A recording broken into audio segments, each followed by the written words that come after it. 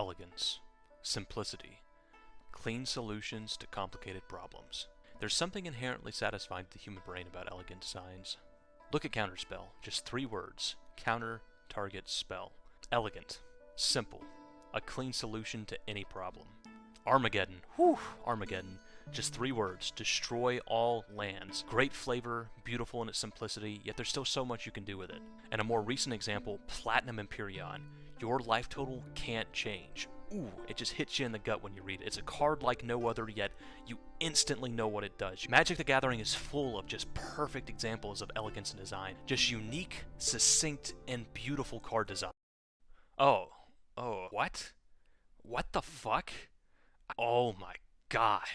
Jesus. You see, there's a growing opinion among Magic the Gathering players that the game has just become too wordy. They say cards are like textbooks now, filled to the brim with complicated effects that are just impossible to remember during gameplay. Text boxes so stuffed full and convoluted that you probably didn't even notice that I just changed this one. But is it really true? What do the numbers say about how wordy cards are these days compared to the past? Today we're going to take a look at those numbers and we're going to get to the bottom of this. Has Magic really gotten too complex, or is this whole complaint just overblown? But before we start, let me run you through the rules of how we produce these numbers. First, we're only going to look at the rules text, which is the text down here in this box. We're not taking into account reminder text or flavor text, just the actual effect of the card. We're also not counting the card's name or its type or anything else outside the box. Secondly, things like symbols or mana costs are counted as 1 word apiece. If there are 2 separate costs, like a mana cost and also a tap symbol as part of the same cost, those are still counted separately, so this would be 2 words here. Third, we're just not going to count silver-bordered joke cards. These designs are meant to be silly, so I think taking them seriously is a little unfair. Although cards from supplemental products like Battle Bond or Commander Legends, those are fair game.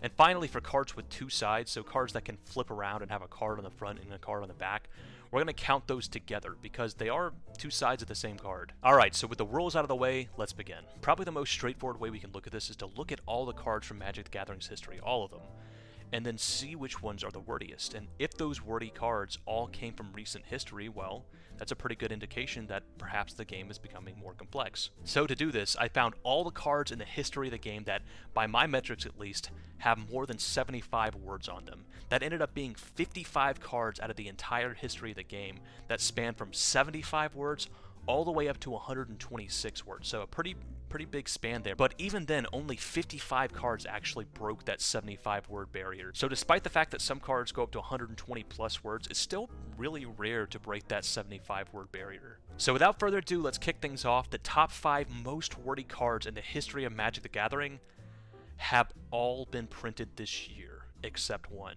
Nissa Vastwood Seer came out in 2015, but Rowan, Uvilda, Mila, and Valky all came out in 2021. And maybe even more surprisingly, the top 3 cards all came out in the most recent set, Strixhaven. So what in the world has happened for all these wordy cards to come out at once? So I'm actually really happy that Rowan Scholar of Sparks is at number 1 on this list, because I think she's almost a perfect example of how the game has become more complex in recent history. Rowan has both the traits that seem to correlate with the higher complexity of the game these days, which is A, she is a planeswalker, which they just tend to have a lot of text on them, they tend to do a lot of things, and B, Rowan is a dual-faced card, so Rowan not only has her whole front text to work with, but when you flip her over, Will is on the back, and Will has even more text than Rowan does. Rowan herself has 3 abilities. She has a static ability and 2 activated abilities, 1 plus and 1 minus. And then on the flip side, you have Will, who actually has 4 abilities. He has a static ability, he has a plus ability, he has a minus ability, and an ultimate. 4 abilities on a planeswalker used to be just like the absolute maximum. If you look at cards like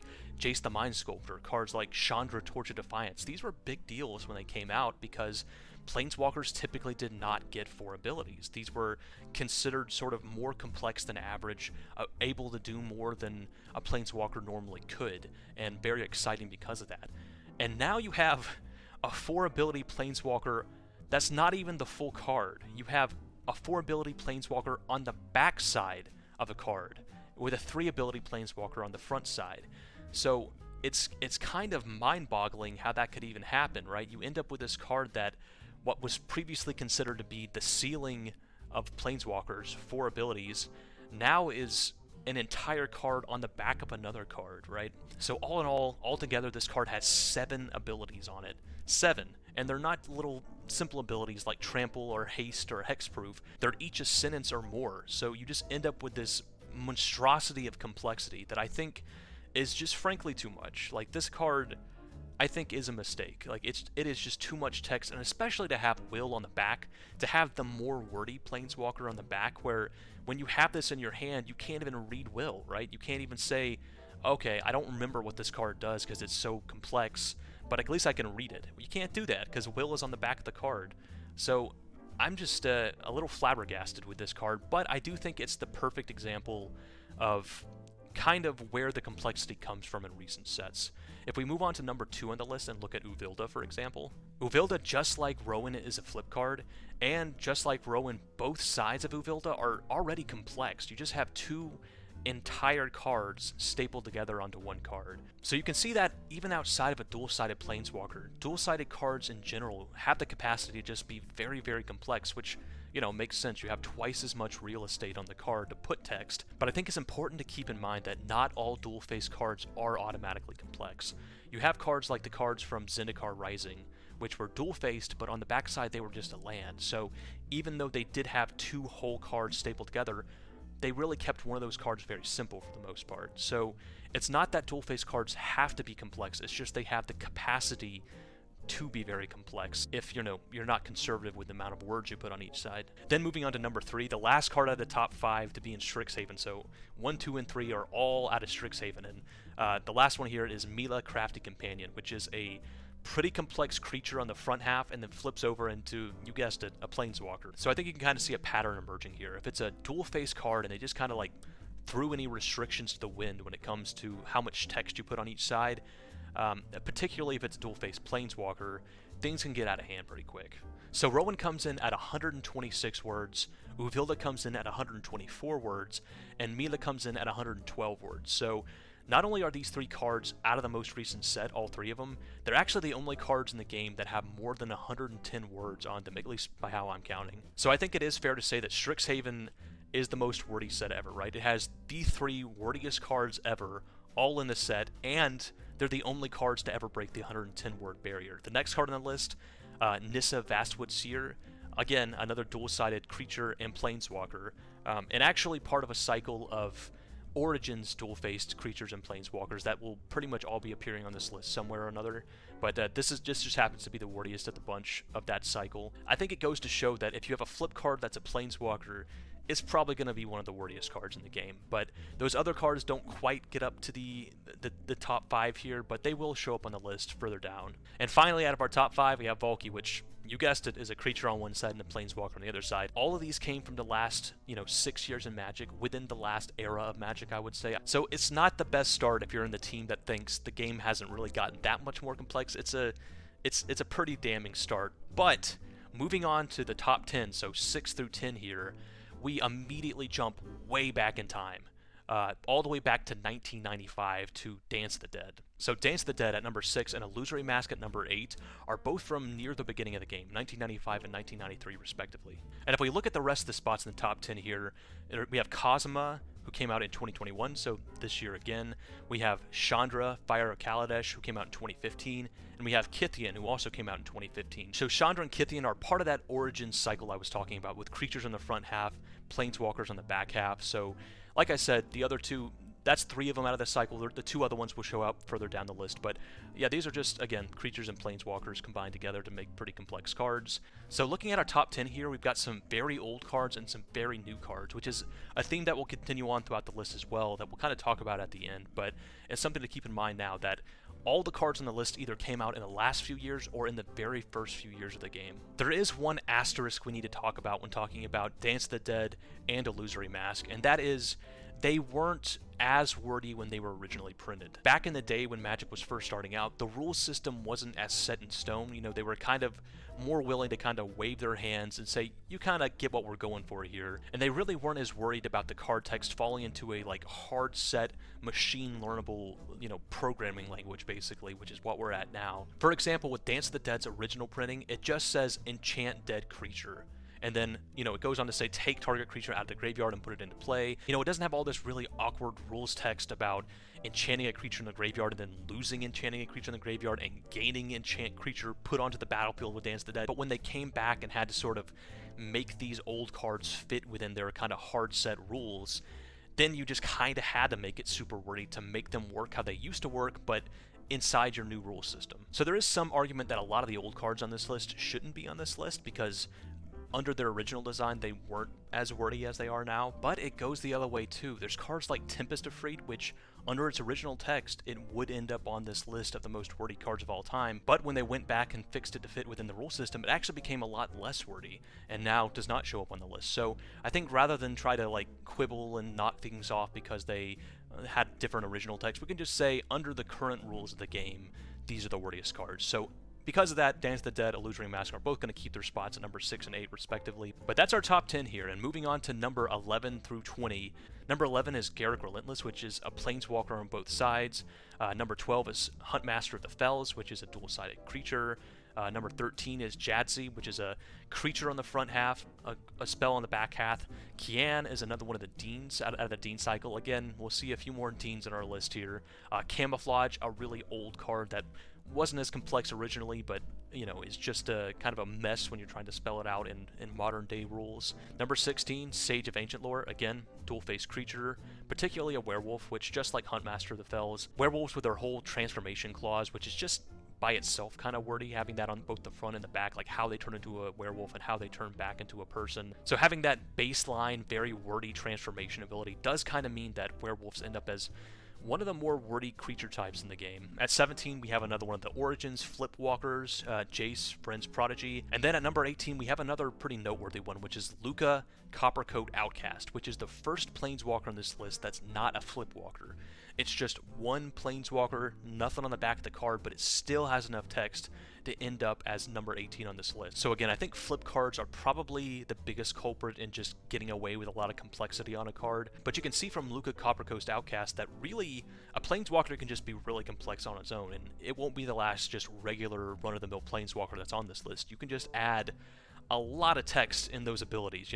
Luca has a +1 ability that has 3 lines of text, a -2 ability that has 5 lines of text, and then an ultimate with 2 more lines. It's just a lot of words crammed into each of those abilities. So even just Planeswalkers by themselves are one of the big culprits behind all these more wordy, complex cards coming out in recent years. And at 19 and 20, we have cards that came out in 1997 and 1994 respectively, Necromancy and Tidal Influence. So kind of the same as all these other really old cards where they started out kind of wordy and then they kind of got eroded into being just crazy wordy. So looking at our top 20 here, we actually see a lot more variety in terms of release dates for these cards than we did in our top 10. It's no longer just really recent cards and really old cards that are showing up. There are some cards kind of more in the middle. Garrick Relentless came out in 2011, so that's 10 years ago. That's a pretty decent amount of time ago. That's not really within the current era of Magic. So we do see a couple of cards here falling in that more middle era of Magic, Garrick Relentless and Huntmaster of the Fells. Although, that said, the rest of the cards are pretty much what we expect.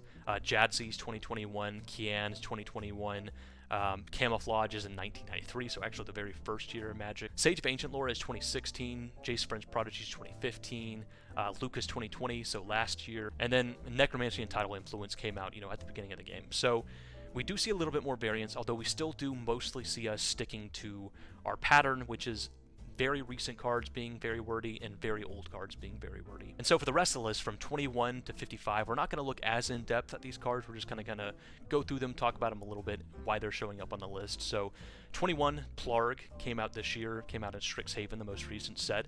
Another one of the Dean cycle, the third to show up here. At 22, we see Kolvori, which is another god from Kaldheim. So another card that came out this year, 2021. Ice Cauldron, very old card, 1995. Cyclopean Tomb, 1993, Word of Command, 1993, so 3 quite old cards in a row. Then we get back into recent years with Bolas the Ravager, another flip Planeswalker. We have Thanos' Coffin, old wordy card. We have Jace, Architect of Thought, which is from 2012, so another kind of middle era-ish card. And again, another Planeswalker that is just a Planeswalker. There's no back half to it or anything. It just has very wordy loyalty abilities. 29, we have another old card, Tankle Maggot. 30, we have Professor Onyx, so a Planeswalker from Strixhaven, not a flip planeswalker, just a regular planeswalker from Strixhaven, and she still manages to make it into the top 30, wordiest cards of all time. So I do think, stopping here for a second, I do think Strixhaven in particular is sticking out kind of like a sore thumb. So not only are its flip cards showing up all over the list, which is a little bit more understandable, even its regular planeswalkers are. So it's pretty crazy that I think they only had 2 regular planeswalkers in the set, and one of them still manages to show up in the top 30 wordiest cards of all time. So Strixhaven maybe kind of overstepped a boundary. Moving on to the rest of the list, 31 is Arlen Cord, another flip planeswalker. Number 32 is Nissa of Shadowed Bow, so again, just a regular planeswalker that just has a lot of words on it. Number 33 is Wandering Archaic, another dual-face card out of Strixhaven. Number 34 is the last of the Origin Flipwalkers, so they all made it onto this list. All 5 of them showed up on the list. But Liliana is actually the least wordy at, only 82 words. So Liliana comes in underneath the rest of her cycle, but still makes it onto the list. Number 35 is Alrund, another Call-Time God. And number 36, we have Dustwatch Recruiter, which, again, werewolves are kind of playing at a disadvantage here because they kind of have those chunks of text on the front and back of their cards of how they flip over and how they flip back. So they kind of... It doesn't take much to push them up over the 75-word limit here. Extus, yet another flip card from Strixhaven, probably the 15th on this list or something. Number 38 is Kaya the Inexorable, which again is just a planeswalker with a lot of text on it, just really wordy and complicated abilities. And the same is true for the next 2 on the list as well, number 39 and 40, which is Domri and Chandra, both of which, again, just regular planeswalkers, no flipping required, and even then, they're complicated enough to show up on the list here. And then the rest of the list, 41 through 55, is really just what you'd expect to see. A bunch of flip cards, a bunch of planeswalkers, and a bunch of old cards that just have, really clunky miles of text. So let's actually analyze the numbers from this list a bit. If you look at just this year, 2021, which is, we're only 4 months into at the time of this video, 17 out of the 55 most wordy cards in the history of the game, so 30.1% come from 2021. So that's really insane that just in the last 4 months, almost a third of all the wordiest cards of all time have been released. And then if we step back a year, back to 2020, and we look at the start of 2020 to currently, which is April 2021 at the time I'm making this video, so about a year and a half, the last year and a half of Magic, we see that 24 out of the 55 show up in that period. So that's 43.6%, and just the year and a half of the most wordy cards of all time were all printed in the last year and a half of Magic. So expanding back a little bit further to what I would consider the current era of Magic, which is 2015, Battle for Zendikar, when the game really kind of exploded in popularity, to now, to 2021. So the last 6 years or so, or 5.5 years, we can see that out of this list of 55, 40 of them come from 2015 onward. So that really does seem to paint a picture of modern Magic being a lot more complex than it used to be. But I think the most interesting thing we can draw from these numbers is really the wordiest cards in Magic came from the earliest days of Magic and the most recent days of Magic. If you take those cards printed in the 90s and you add them together with the cards printed after 2015, those together make about 90.9%, so 50 out of 55 cards on the list came from either the earliest days of Magic or the latest days of Magic. So there's really this big gulf in the middle where complexity did shrink. In fact, Necromancy was printed in 1997 and Garrick Relentless was printed in 2011, but nothing on the list shows up between 1998 and 2010. They had a good 12 years where nothing showed up on the list. Everything was below 75 words. They went 12 years straight without printing even a single card complex enough to break 75 words. And now in just the last couple years, they printed 24 of them. What's also pretty interesting to me is there's not very many cards from this set that were printed in supplemental products, that were printed in Commander Legends or Modern Horizons or whatever.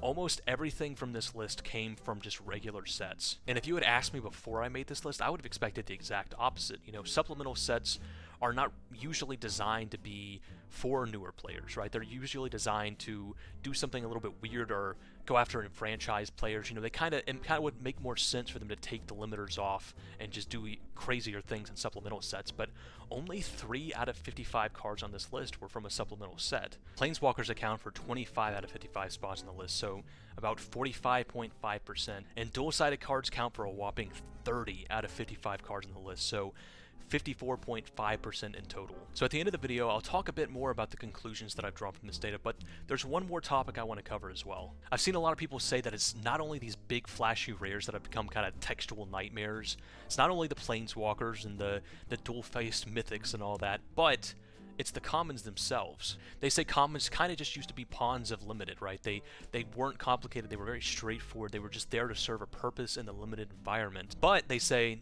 nowadays, like the rest of the game, they've been creeping up in card complexity and card text, and they've just become headaches in their own right. So to gauge if this is true, and if it is true, how bad it's gotten, I've taken 6 sets that I consider to be kind of emblematic of different design eras of Magic. Set 1 is, of course, Strixhaven, which is kind of the set that spurred this whole discussion in the community in general.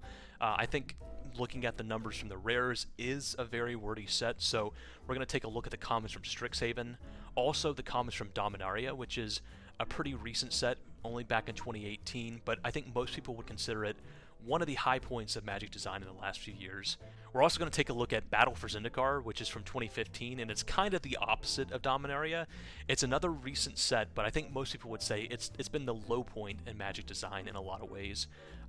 Mark Rosewater himself has said he was not happy with this set. It's his least favorite design work he's done in a long time, and I think most people would agree it was just not a very well put together set. So we're going to look at the commons from that set as well. Then we're going to take a look at Innistrad from 2011, arguably the greatest set of all time. I think if you actually did a poll of the Magic community and asked them what is the greatest set of all time, I think Innistrad would probably win. You know, there's some people who have some disagreements, say, oh, this set's a little bit better, this set's a little bit better, but I don't think anybody would ever say Innistrad was anything other than one of the greatest sets of all time, and probably the greatest set of all time. So we're going to take a look at the commons from that as well. Fifth set we're going to look at is Lorwyn from 2007, which is a set almost famous in its complexity, you know, because of Lorwyn and the reception to the Lorwyn limited environment.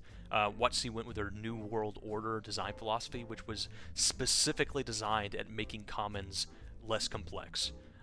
So kind of an interesting one to look at in terms of this list. And finally, we're going to look at Mirage from 1996, which is important because it's kind of the first time that commons existed as we know them today. It was starting with Mirage that when you bought a 15-card booster pack, you got 11 commons, 3 uncommons, and 1 rare. So Mirage is kind of the birth of common distribution as we know it now. You know, how many times commons show up in a pack, and therefore kind of what the level of complexity those commons should be. It all started with Mirage. So taking a look at our chart here, we have 2 bars for each of the sets. We have the purple bar on the left, which represents commons with 20 or more words in them, and we have the light blue bar on the right, which represents commons with 30 or more words in them. So you can kind of see based on this chart that I don't think it's really true that commons have become more complex in recent years. We can see Strixhaven does have a relatively high number of complex commons, but Dominaria doesn't. Dominaria actually has the lowest amount out of all 6 sets of wordy commons.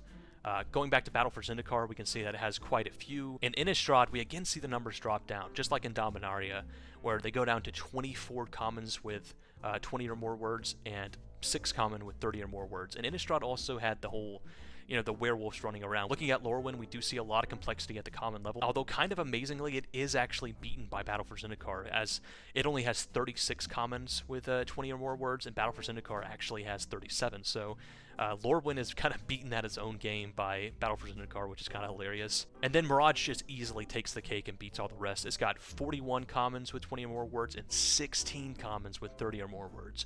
Although, you know, to be fair to Mirage, it does kind of suffer the old card problem where they had to make some cards more clunky, and also commons just got created with Mirage as we know them now, so the idea of reducing complexity in these cards maybe wasn't even a twinkle in their eye at this point. So Mirage is a little bit more understandable than something like Battle for Zendikar for sure. So my takeaway is that this complaint about commons is kind of overblown. I don't think it's really true that commons have become much more complex than they used to be, especially in the last 2 or 3 years in the way that rares have. Rares, definitely, we did see just a lot more text, especially in the last couple years, but commons don't seem to really be following that. Although, I think a really interesting thing to note here is that Dominaria and Innistrad, 2 sets considered to be among the greatest of all time, both have really low complexity at the common level. And then you look at Battle for Zendikar and Lorwyn, both kind of, you know, Battle for Zendikar just kind of legendarily bad, and Lorwyn having a not very great limited environment, they both have pretty high complexity at the common level. So based on this chart, which again is only 6 sets, so you can only extrapolate so far, but based on this chart, Dominaria and Innistrad, which are considered to be some of the most fun, interesting sets to draft of all time, they both have really low complexity at the common level, and, you know, two not so great sets have pretty high complexity at the common level. So I think that's kind of interesting. It makes you wonder if having a lower complexity at a common level is actually a really good thing for the draft environment. So enough about commons. Let's get back to the main subject matter of this video, which is, has Magic the Gathering become more complex? And I'd say yes. The number of words per card does support that conclusion. Although one thing to consider is that we're measuring by word count alone, which isn't the perfect way to calculate the complexity of a card. Questing Beast is kind of the go-to example for cards that just have too many damn abilities, but despite that, it's actually not above 75 words on the card. Questing Beast does have 6 abilities, but 3 of those 6 are just one-word keyword abilities, so they don't really increase the word count that much, but it is a lot of abilities to have on one card. And also, we might want to consider that, you know, not all text is equal. A card like Narset Parter of Veils has a static ability that's just literally 1 sentence long, so not a lot of words, but I think adds a ton of complexity to the board state.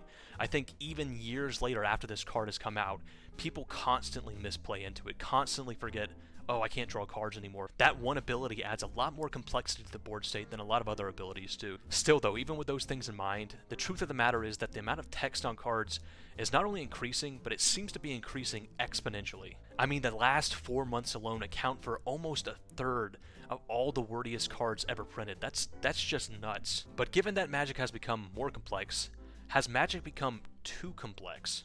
And again, I think the answer is yes. I mean, there certainly is a lot of benefits to increasing complexity of cards. With more complex abilities, cards can be more unique, and frankly, for a game like Magic that's going on 30 years old now and has been releasing cards every year for all of those 30 years, increasing complexity is just kind of necessary, right? You can't really reprint Counterspell over and over and over again for 30 years, and you can't really change that much about it without increasing the complexity, right? So some amount of complexity creep is, I think, not only necessary, but also maybe healthy for the game to an extent. But there is a cost. Imagine a player who's newer to the game, just starting to really get into Magic. They open their pack of Strixhaven, they look through all their cards, and they pull out Rowan and Will. They won't even understand what they're looking at, let alone having to remember what this card does during gameplay, right? Because again, you can't even read the whole card. You have to pull it out of the sleeve, flip it around, and read the back half too. So in conclusion, yes, I do believe that dual-face cards, and to a lesser extent Planeswalkers, have led to a level of complexity creep in Magic that's not good for the game. I think the data shows that the sheer amount of words on cards is exploding, and I do think it's reached a detrimental level. I don't think it's just, you know, arguing to argue. I think it's probably true that they should scale things back a bit. But I'm sure it's not a revelation to Wizards that their cards are getting more complex. I'm sure this is not some information they just didn't know. Oh, we're making more complex cards? We didn't know, sorry, we'll scale it back. The truth is, simpler and more elegant designs that actually work take more time to make. And I'm sure there's all sorts of internal pressures that we'll never know about from the outside that really constrains their time. So in the spirit of this video, in which I've spent, I don't know, 20 minutes spouting an endless amount of words, let's end this on a quote from a guy who put things about as elegantly and about as simply as you possibly could. This has been 2D. Thanks for watching.